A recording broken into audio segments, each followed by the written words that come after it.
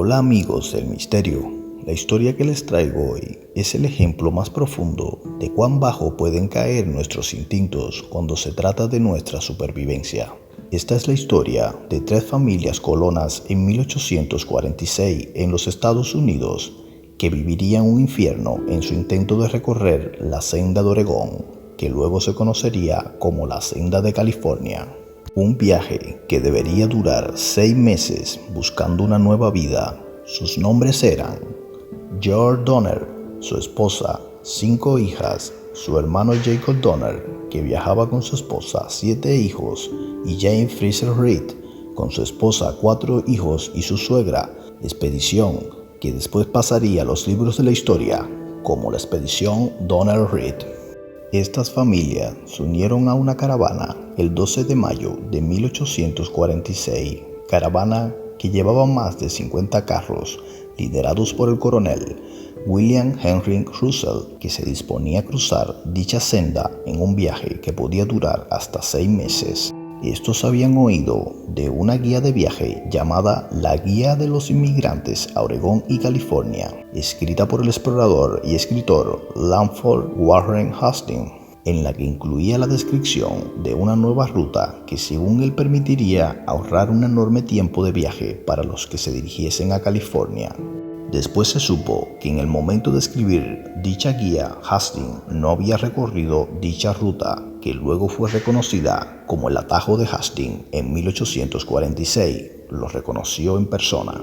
Las 3 familias siguieron al tren de caravanas hasta Fort Laramie el 27 de junio. El explorador James Clement, que venía de acompañar a Hastings por aquel atajo, le sugirió seguir la ruta tradicional, ya que este atajo no era ideal para carretas pesadas. Pero el 17 de julio se encontraron con un jinete en la senda de Oregón que les alimentó la esperanza para así el 20 de julio, después de más de 1.600 kilómetros en su campaña, decidieron abandonar el resto de la caravana y, liderados por George Donner, tomaron el camino hacia Fort Bridger, donde el mismo Hastings le prometió que estaría esperándolos.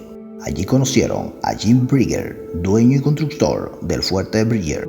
Este los animó diciéndole que era un hermoso y nivelado camino lleno de agua y hierba para los animales. El interés malévolo de Jim Bridger era que los colonos tomaran este atajo para promocionar así su ruta y que más personas llegaran a Fort Bridger.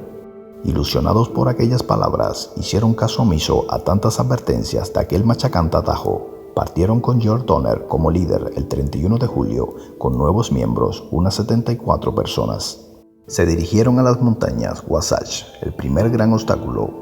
El 6 de agosto llegan a Weber Canyon, formado por el río Weber. Para sorpresa de todos, encontraron una carta del mismo Hastings pegada a un arbusto. Dicha carta les advertía que el paso era intransitable, que si mandaban un mensajero a su aviso, él regresaría para enseñarle un paso más seguro y mucho más corto. Por lo que Jane Reed y 2 hombres se adelantaron al grupo para encontrarse con Hastings. Lo que nunca quedó claro fue por qué Hastings decía intransitable si la caravana que él dirigía pasó por esa ruta, o tal vez sería porque consideraba que aquel paso era demasiado peligroso para las agotadas familias.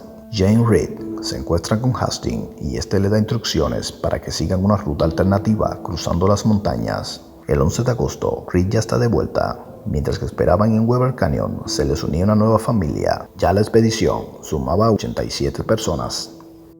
La nueva ruta fue agotadora. Tenían que ir limpiando el camino de inmensas rocas para abrir el paso a las carretas hacia las montañas Wasatch.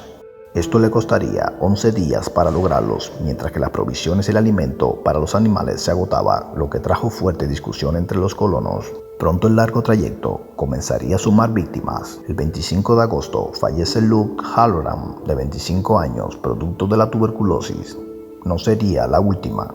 Cuando se disponían a cruzar el gran desierto del lago Salado, otra carta de Hastings encontrada los aconsejaba reabastecerse bien de agua y comida y forraje, ya que la travesía de 2 días por ese desierto era agotadora. Recargan provisiones en Redwood Spring el 30 de agosto. Esta sería la última fuente de agua antes de entrar en el fatigante desierto de 10.000 kilómetros cuadrados. Según Hastings, no debía llevarle más de 2 días, pero desgraciadamente no sería así. y con esto comenzaría una larga lista de infortunios para los colonos. Caminaron día y noche durante 3 días y solo habían recorrido las 2/3 partes del trayecto. Los animales agotados se negaban a seguir.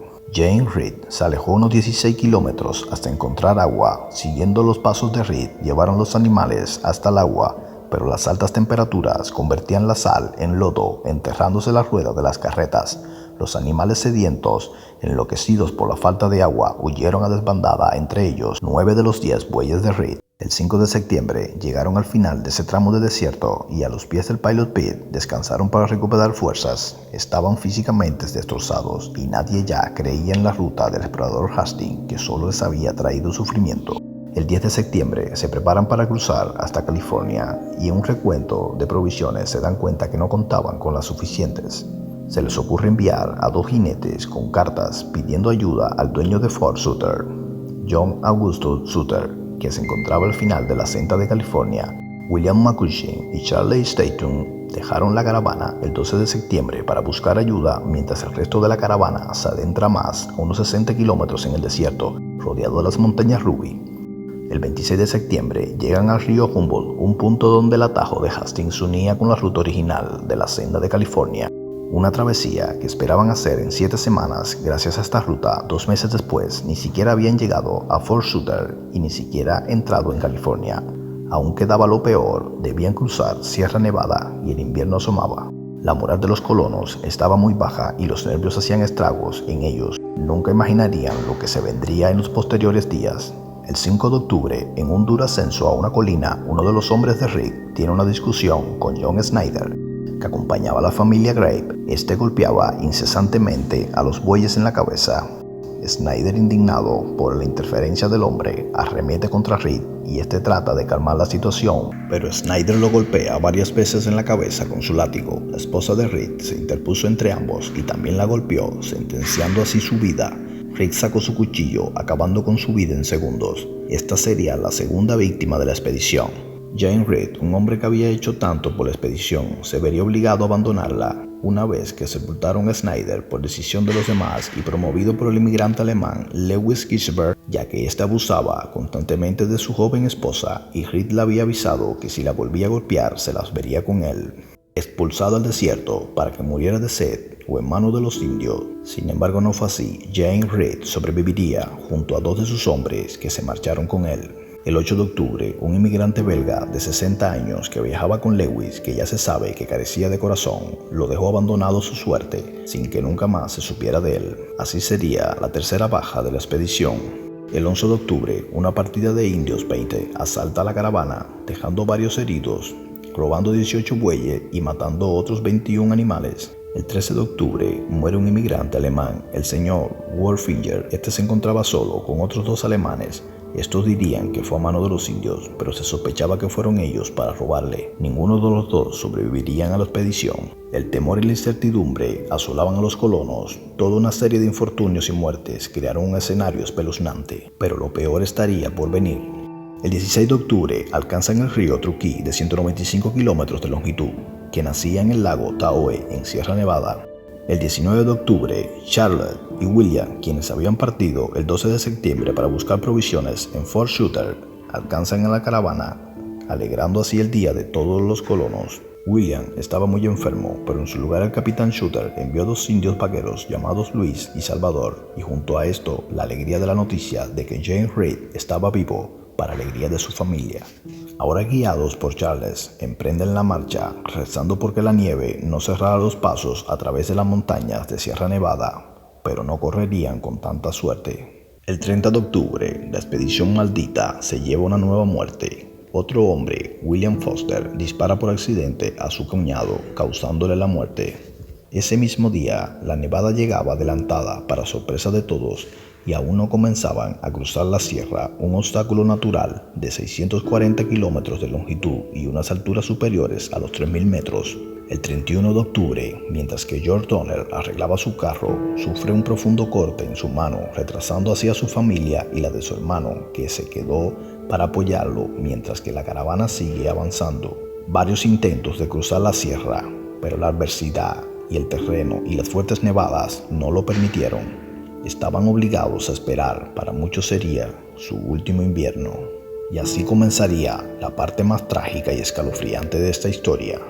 El 16 de diciembre, después de intentos fallidos de cruzar la sierra y ya casi sin provisiones, 15 colonos, 10 hombres, 5 mujeres que se encontraban en mejores condiciones, improvisaron raquetas de nieve y partieron en lo que después se conocería como Forlorn Hope, La Vana Esperanza. Pero solo 7 sobrevivieron. No habría forma de describir la terrible muerte que tuvieron. La realidad fue que se comieron unos a otros. La primera muerte de Forlorn Hope fue el 22 de diciembre. Un agotado Charles, viendo que no podía seguir, le pidió que siguieran. Sus restos serían encontrados un año después. Una catastrófica tormenta de nieve envolvió al grupo. Perdidos y sin provisiones, fueron muriendo y 4 de ellos perecieron. El hambre y la desesperación se adueñaron de sus cabezas y así recurrieron a lo inimaginable, el canibalismo, con cuidado de no comerse a personas de su familia. Los 3 primeros en morir por hipotermia fueron devorados, menos por los 2 indios, Salvador y Luis y William Eddy, quienes se negaron a probar carne humana. Pasaron los días y la tormenta y la nieve arreciaba. Planearon asesinar a los indios para comérselos, pero William, que conocía los planes, los alertó. Los indios huyeron, pero salieron en su persecución como un día de cacería. Solo Dios sabe el miedo de aquellas personas huyendo de aquella manada de lobos hambrientos, pero el cansancio hizo que los alcanzaran. William Foster les disparó y fueron devorados. El 12 de enero encontraron un campamento de indios Miwok, los cuales le dieron algo de comida. El 17 de enero, transcurrido 32 días desde su partida del lago Donner, nombre que se le daría a este lago años después en honor a George Donner, una partida alcanzó el rancho Johnston, donde se organizó una expedición y rescataron a los sobrevivientes de Forlorn Hope, La Vana Esperanza. La situación para las familias colonas cada vez empeoraba más. En el mes de diciembre había fallecido Jacob Donner, hermano de George Donner. En un instante de locura, un inmigrante alemán mató a su compañero para comérselo y así todo el que perecía serviría de alimento. Los que se negaron a probar la carne humana debían cocinar las pieles y comérselas. Según cuenta Virginia Reed, hija de Jane Reed, sobreviviente y una de las principales testigos de aquellos espeluznantes episodios, se organizaron 3 expediciones.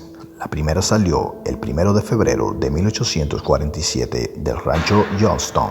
Estos recaudarían con ellos a 23 de los supervivientes en un precario estado por el hambre.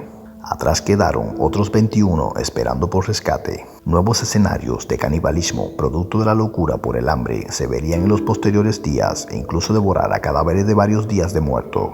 El 1 de marzo de 1847 llegó la segunda expedición en la que iba Jane Reed, llevándose el 5 de marzo a 17 personas. Quedaron 3 hombres del grupo de rescate para cuidar a los más débiles. El 14 de marzo William Eddy llegó al rescate de su familia, pero desgraciadamente sus hijos murieron y fueron devorados por el sin corazón Lewis Kisseberg. William le juró que al volverse a encontrar en California lo mataría. El 10 de abril llegó la última expedición a recoger a Donner, pero solo encontraron a Lewis Kisseberg con cuerpos devorados en los que estaba la esposa de George Donner. Se lo llevaron, aunque el primer pensamiento fue de lincharlo, pero nada podía ser probado en aquel momento. 41 personas murió en esa colosal carrera por la supervivencia. Los episodios de canibalismo acompañarían a los sobrevivientes por toda la vida. La sobreviviente Virginia Reed, hija de Jane Reed, en una de las cartas a su prima, concluye con la frase: "Nunca tomes un atajo y date tanta prisa como puedas". Y recuerdan al responsable de aquel falso atajo. Langford Warren Hastings tuvo una terrible muerte de fiebre amarilla en 1870 en Brasil. Esta historia prueba qué tan cerca estamos de los animales, ya que en un intento por sobrevivir podemos llegar a cometer los actos más impuros. Si te ha gustado la historia y has aprendido algo que tal vez no sabías, regálame un like, me estarías ayudando enormemente.